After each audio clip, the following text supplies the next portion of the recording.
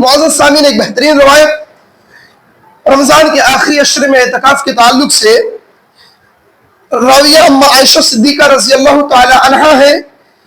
صحیح بخاری کے اندر کتاب الاعتکاف میں حدیث نمبر 2026 کے اندر یہ روایت موجود ہے۔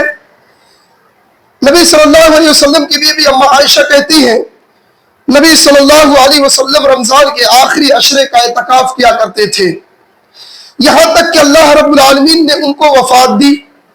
پھر ان کے بعد آپ کی بیویاں اعتکاف کیا کرتی تھیں۔ معزز سامعین، سب سے پہلی اس میں کئی مسائل سامنے آتے ہیں۔ سب سے پہلا مسئلہ، اعتکاف ایک خاص عبادت ہے جس میں مسلمان اللہ رب العالمین کی عبادت کی نیت سے مسجد میں اقامت پذیر ہوتا ہے۔ دوسری چیز، نبی صلی اللہ علیہ وسلم ہجرت کے بعد، آپ صلی اللہ علیہ وسلم ہجرت کے بعد آپ اپنی زندگی کی آخری سانس تک، جب تک آپ کی زندگی رہی اور رمضان المبارک کا مہینہ آپ کو ملتا رہا، آپ ہر سال اعتکاف کیا کرتے تھے۔ اسی طریقے سے نبی صلی اللہ علیہ وسلم کا جو عمل تھا آخری عشرے میں اعتکاف کرنا، یہ کوئی واجب عمل نہیں ہے، یہ سنت عمل ہے، یہ نبی صلی اللہ علیہ وسلم کا سنت عمل ہے۔ لہذا اللہ کے رسول صلی اللہ علیہ وسلم اس پر ہمیشہ برتتے تھے، ہر رمضان میں بیٹھا کرتے تھے۔ آپ عمل اللہ کے رسول کو اٹھا کر دیکھیں گے تو پتہ چلے گا اللہ کے رسول صلی اللہ علیہ وسلم ہر سال آخری عشرے کا اعتکاف کیا کرتے تھے۔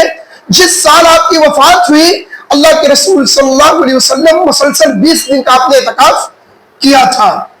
اسی کے اندر ایک پوائنٹ اور یہ آتا ہے کہ اللہ کے رسول صلی اللہ علیہ وسلم معصوم عن الخطا تھے۔ آپ کی اگلی پچھلے تمام گناہ معاف تھے۔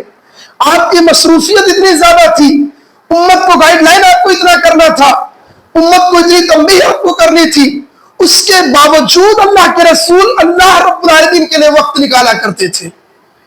ہم اور آپ کس کھیت میں مولی ہیں؟ ہم اور آپ کتنے گناہوں میں ملوث ہیں؟ لہذا ہمیں کیا چاہیے؟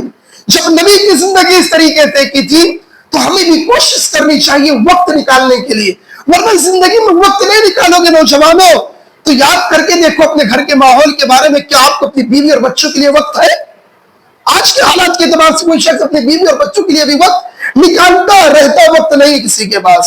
لہذا جس طریقے سے ہم ہر کام کے لیے وقت نکالتے ہیں، بالخصوص اللہ رب العالمین کے لیے بھی وقت نکالنے کی کوشش کریں۔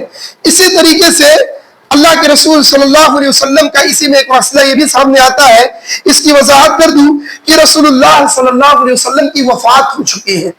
اللہ کے رسول صلی اللہ علیہ وسلم وفات پا چکے ہیں، لہذا نبی صلی اللہ علیہ وسلم کی بیوی خود کہتی ہے یہاں تک کہ آپ وفات پا گئے، لہذا جو لوگ اللہ کے رسول صلی اللہ علیہ وسلم کو یہ کہتے ہیں کہ آپ پردہ فرما گئے اور وفات کہنے والے کو کسی بھی القاب سے پکارتے ہیں، گستاخ رسول کہتے ہیں، تو یہ جملہ کہنا درست نہیں ہے، کیونکہ خود نبی صلی اللہ علیہ وسلم کی سب سے چہیتی بیوی اما عائشہ خود بیان کرتی ہے کہ یہاں تک کہ آپ کی وفات ہو چکی۔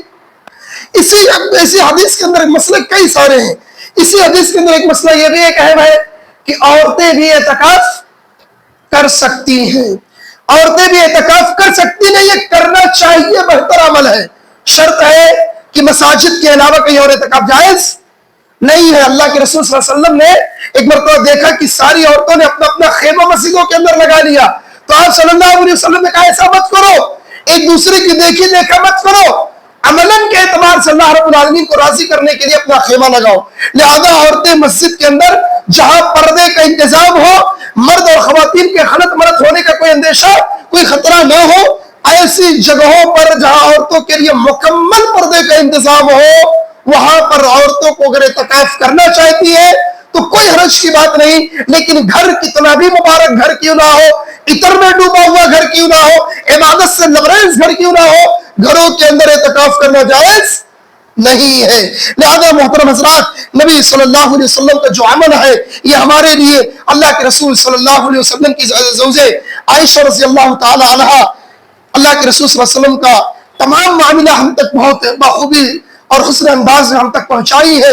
لہذا یہ ہماری اور آپ کی ذمہ داری بنتی ہے کہ ہم اللہ رب العالمین کے بعد اما عائشہ یا نبی صلی اللہ علیہ وسلم کی تمام ازواج مطہرات اور صحابہ کرام کا بھی شکر ادا کرنا چاہیے، اللہ رب العالمین تمام صحابہ کرام کو، ازواج مطہرات رضی اللہ تعالیٰ عنہم کو، سب لوگوں کو اللہ رب العالمین جزائے خیر دے۔ اللہ تعالیٰ ہم سب کو رسول اللہ صلی اللہ علیہ وسلم کے بتائی ہوئی سنتوں کے مطابق ہمیں اپنی زندگی کے اندر عمل کرنے کی توفیق عطا فرما۔